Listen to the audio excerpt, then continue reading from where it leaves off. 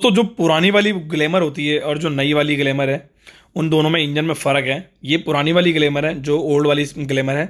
अब ओल्ड वाली ग्लैमर और ओल्ड वाली सुपर स्प्लेंडर गाड़ी, इन दोनों की टाइमिंग चेन का पैटर्न जो होता है वो बिल्कुल सेम होता है, एकदम डिट्टो सेम, पूरा इंजन सेम होता है। ठीक है, मैं न्यू वाली की बात नहीं कर रहा। तो इसके अंदर हम आपको बताएंगे टाइमिंग चेन कैसे फिट करते हैं, टैप इट कैसे फिट करते हैं, टाइमिंग किस तरीके से मिलाते हैं। वीडियो को अभी इसी वक्त लाइक कर दो और चैनल सब्सक्राइब कर दो। तो फटाफट से स्टार्ट करते हैं।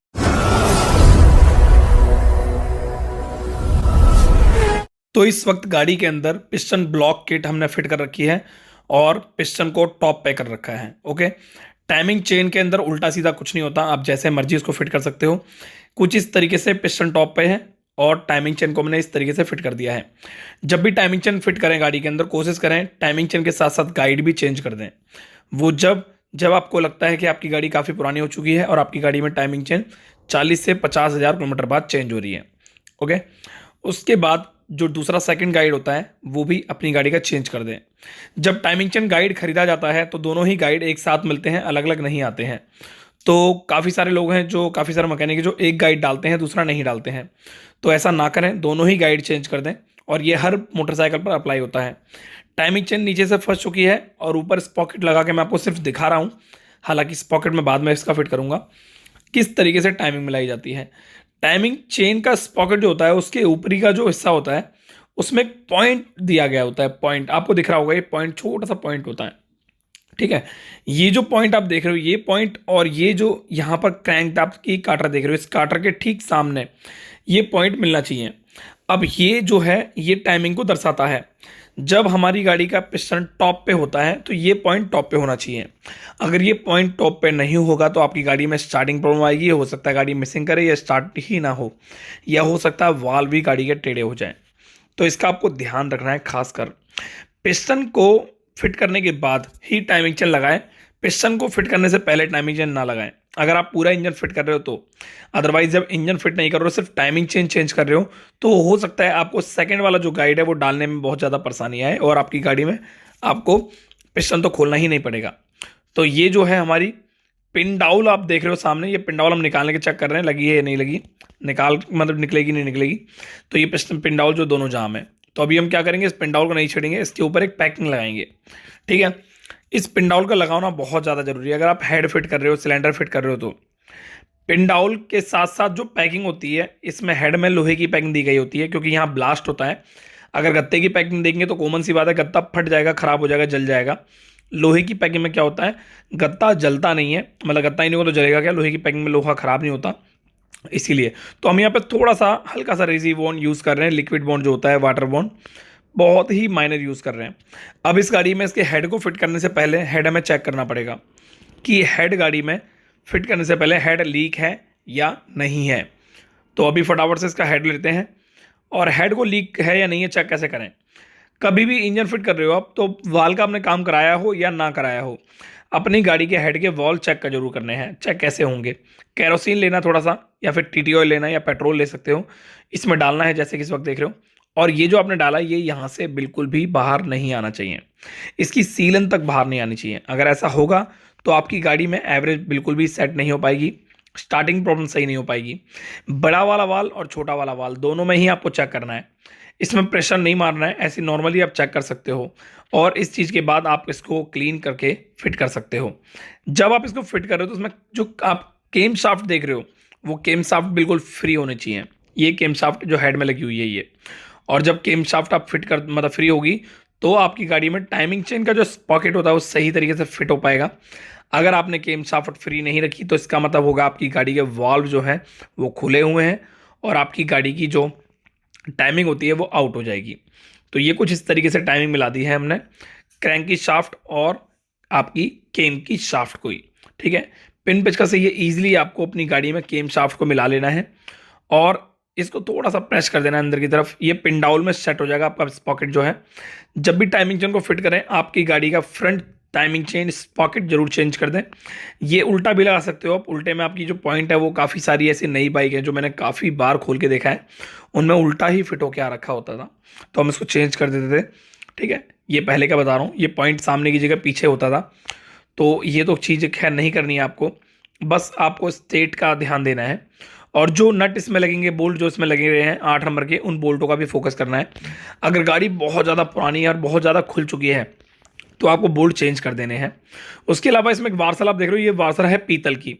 बाकी जो हेड की वार्सल है वो सारी लोहे की वार्सल है। सिर्फ एक यही वार्सल है जो पीतल की है। ऐसा क्यों है मुझे कमेंट करके बताएं, इस बारे में आपको नहीं बताऊंगा मैं, क्योंकि मैंने काफ़ी वीडियो में बता रखा है। 3 वार्सल लोहे की है, सिर्फ एक ये वार्सल है जो पीतल की है। ये लोहे की क्यों नहीं दी गई है आपको कमेंट करके जरूर बताना है। और अगर ये पीतल की दी गई है तो क्यों, ये लोहे की भी तो दे सकते थे, और ये यहीं क्यों दी गई है, बाकी 3 जगह क्यों नहीं दी गई? क्या कंपनी के पास पैसा नहीं था तो ये पीतल की देने में, 3 पीतल की देने में? तो एक बार कमेंट करके जो बताएं। तो ये जो पत्ती है हमने लगा दी है, इसको बोलते हैं टाइमिंग चेन स्पॉकेट, ये टाइमिंग चेन गार्ड। एक तरह से पत्ती भी बोल सकते हो, टाइमिंग चेन स्टॉपर पत्ती भी बोल सकते हो, गाइड स्टॉपर पत्ती भी बोल सकते हो। तो जो भी आपकी खुद की एक लैंग्वेज है वो, ठीक है, हम इसको बोलेंगे एक छोटी सी पत्ती। जो हम इसमें 10 नंबर का बोल्ट फिट कर रहे हैं, कोई भी बोल्ट आप फिट कर रहे हो तो आपको एक चीज़ का ध्यान देना है, बोल्ट जिसमें फिट कर रहे हो उसमें एयर का यूज़ जरूर करना है। क्योंकि बोल्ट के अंदर थोड़ा सा ऑयल रह जाने की वजह से बोल्ट जब हम टाइट करते हैं तो चूड़ी स्लिप होने के चांसेस बढ़ जाते हैं। तो इसका आपको ध्यान देना है। ये क्योंकि पूरा इंजन एल्यूमिनियम का होता है, जो भी चैम्बर वगैरह होते हैं, तो इसमें चूड़ी स्लिप होने के चांस जल्दी होते हैं।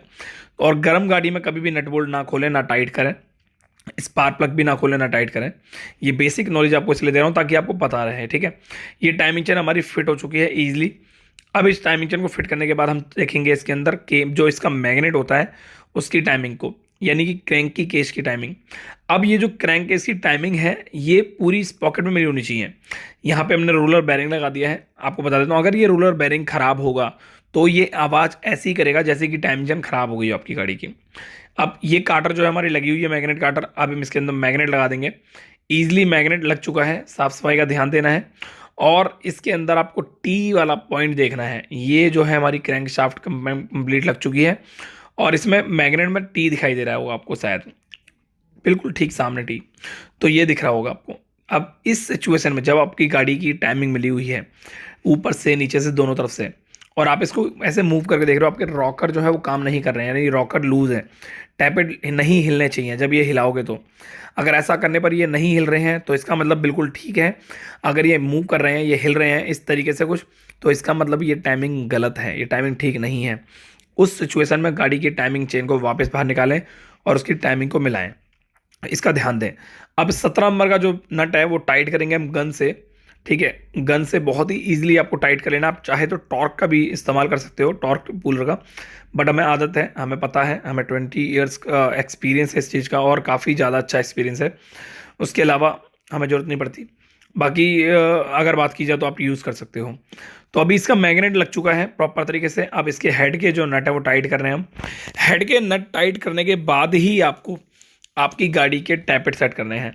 काफ़ी सारे ऐसे मैकेनिक जो हेड के बोल्ट लूज होने पर ही टैपेट सेट करते हैं, फिर बाद में हेड के बोल्ट टाइट करते हैं, नट टाइट करते हैं। तो उससे होता क्या है, वो प्रॉपर तरीके से नट टाइट मतलब प्रॉपर तरीके से टैपेट सेट नहीं हो पाते हैं। और आपकी गाड़ी में जब आप टैपेट सेट कर देते हो तो हेड के नट टाइट करने के बाद टैपेट और ज़्यादा टाइट हो जाते हैं, और बाद में स्टार्टिंग की प्रॉब्लम आती है। अब बात करते हैं टैपेट का गैप कितना रखें।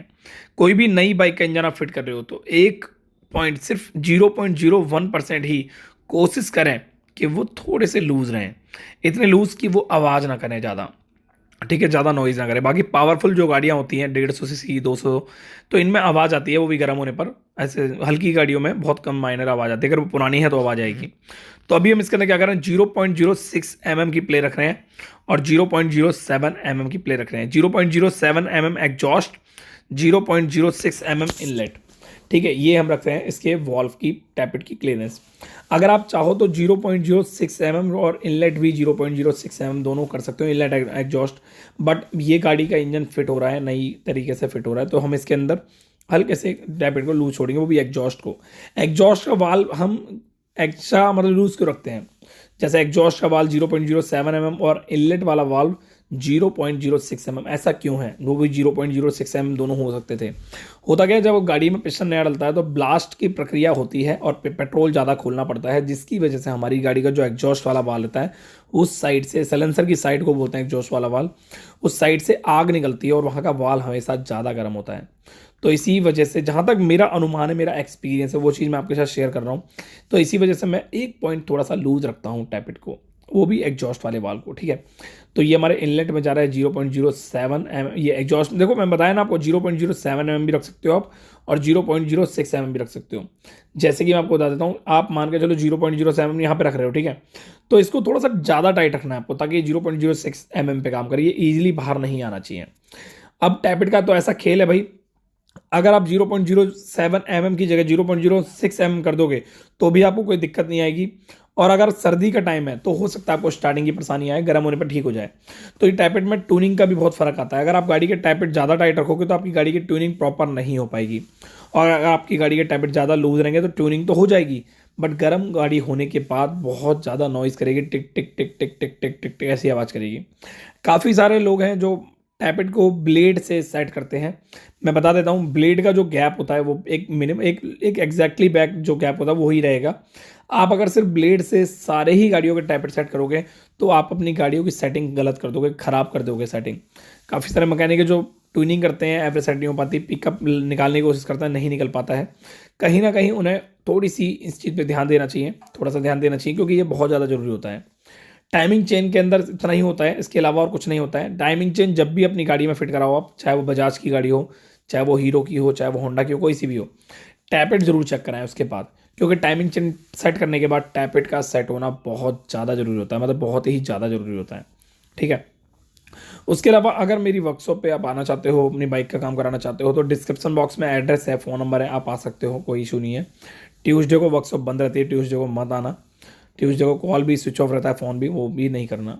बाकी आपको ये वीडियो कैसी लगी है एक बार कमेंट करके जरूर बताएं, और अगर आपको ये जानकारी अच्छी लगी तो एक बार लाइक जरूर कर दें। बाकी जो क्वेश्चन पूछा था उसका आंसर जरूर दें। इंस्टाग्राम पे फॉलो कर लें, बहुत जानकारी वहाँ देता रहता हूँ। Thank you.